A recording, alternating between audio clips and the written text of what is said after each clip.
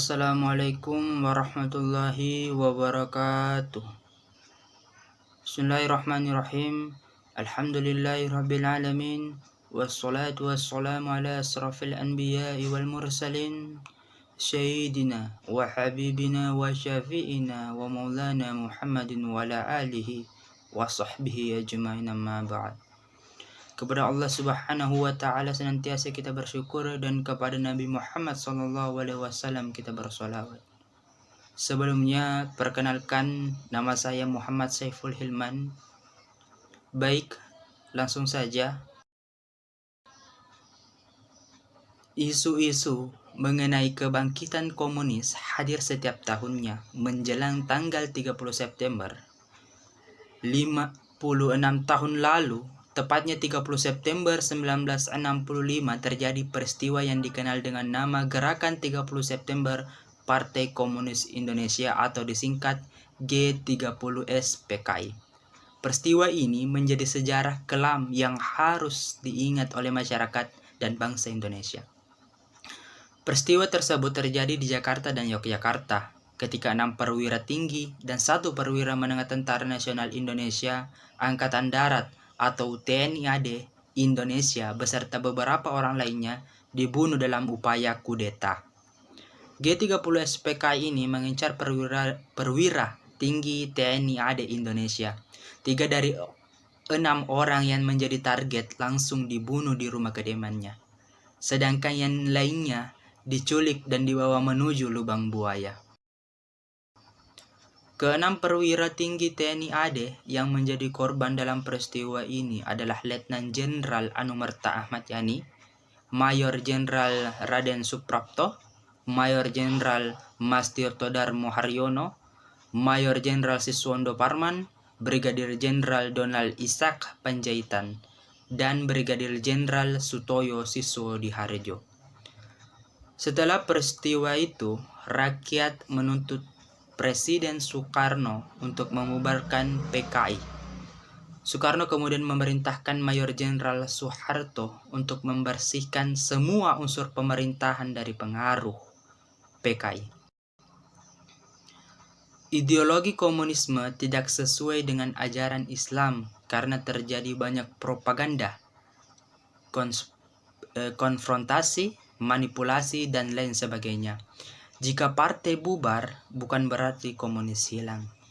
Dan bahwa ideologi komunis di Indonesia tidak akan pernah mati, tetapi bangkit dengan gaya baru, fleksibel, dan bisa beradaptasi sehingga bisa terus hidup di pikiran manusia sebagai ideologi. Bahwa peristiwa G30S PKI merupakan konspirasi politik dalam dan luar negeri. Peristiwa G30S PKI dilakukan karena adanya konspirasi politik dalam dan luar negeri. Kepentingan luar negeri adalah kepentingan Amerika Serikat untuk menahan kekuatan komunis, sedangkan kepentingan dalam negeri adalah konflik internal di dalam TNI AD yang ingin menyingkirkan Partai Komunis Indonesia dari pemerintahan Presiden Soekarno. Terlepas dari kebenaran yang terjadi, hal ini merupakan peristiwa kejam dan membawa luka dalam yang dialami oleh bangsa Indonesia. Korban dari gerakan 30S PKI dibunuh secara tragis dan tidak berperi kemanusiaan. Peristiwa gerakan 30 September Partai Komunis Indonesia telah memberikan dampak negatif dalam kehidupan sosial dan politik masyarakat. Setelah peristiwa tersebut berakhir, kondisi politik Indonesia masih belum stabil. Situasi nasional sangat menyedihkan, kehidupan ideologi nasional belum mapan. Sementara itu, kondisi politik juga belum stabil, karena sering terjadi konflik antar politik atau antar partai politik. Demokrasi terpimpin justru mengarah ke sistem pemerintahan diktator. Bung Karno pernah berkata, "Jas merah jangan sekali-kali melupakan sejarah. Karena itu kita haruslah faham bagaimana pengkhianatan dan kekejaman yang dilakukan PKI kepada bangsa Indonesia. Cegah pemikiran PKI."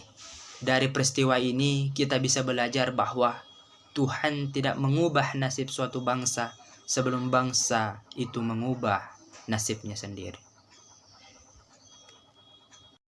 Bismillahirrahmanirrahim. Perkenalkan, nama saya Dian Mardia dari kelompok 7 Hukum Tata Negara kelompok 6. Di sini saya akan memaparkan yaitu nilai-nilai politik yang terkandung dalam G30 SPKI. Tanggal 30 September, Partai Komunis Indonesia adalah bentuk sebuah pemberontakan dan pengkhianatan terhadap bangsa Indonesia, di mana di sini mereka ingin mengubah ideologi bahasa Indonesia menjadi ideologi komunis.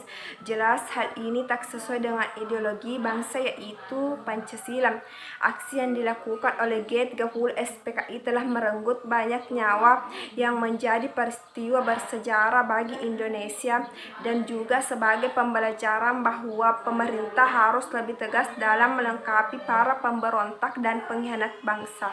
Menjelaskan suatu nilai politik yang adil di mana suatu aktivitas tidak boleh membedakan rakyat satu dengan yang lainnya, serta memastikan dampak serta pengaruh politik dari aktivitas politik itu menyentuh seluruh lapisan rakyat tanpa harus mengelompokkan rakyat berdasarkan indikator tertentu. Nilai politik yang mengedepankan proses humanisasi yang aktif suatu aktivitas politik dan jangan sampai menjauhkan manusia dari kemanusiaannya, tetapi aktivitas politik justru harus semakin mendekatkan manusia dengan nilai kemanusiaannya. Selanjutnya, nilai-nilai politik yang dapat diambil dari film tersebut yaitu Gerakan 30 September 1965 menyebabkan kebingungan terhadap masyarakat Indonesia, khususnya di wilayah Jakarta. Mereka mempertanyakan kemana para petinggi Angkatan Darat tersebut saat Gerakan 30 September berhasil menguasai Radio Republik Indonesia. Maijen Soeharto sebagai Panglima Konstrat atau Komando Cadangan Strategis Angkatan Darat setelah menerima laporan serta membuat perkiraan, Soeharto mengambil kesimpulan bahwa perwira tinggi itu telah diculik dan juga dibunuh. Selanjutnya, Maijen Soeharto menugaskan kepada Kolonel Sarwo Edi Wibowo untuk merebut kembali gedung RRI dan pusat telekomunikasi. Tugas tersebut selesai dalam waktu singkat dan tanpa adanya pertumpahan darah.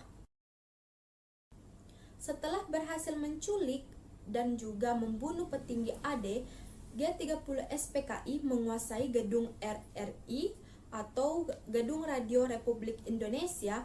Mereka mengumumkan sebuah dekret yang diberi dengan nama Dekret 1, yakni pernyataan Gerakan G30 SPKI adalah upaya untuk menyelamatkan negara dari Dewan Jenderal yang ingin mengambil alih-alih negara.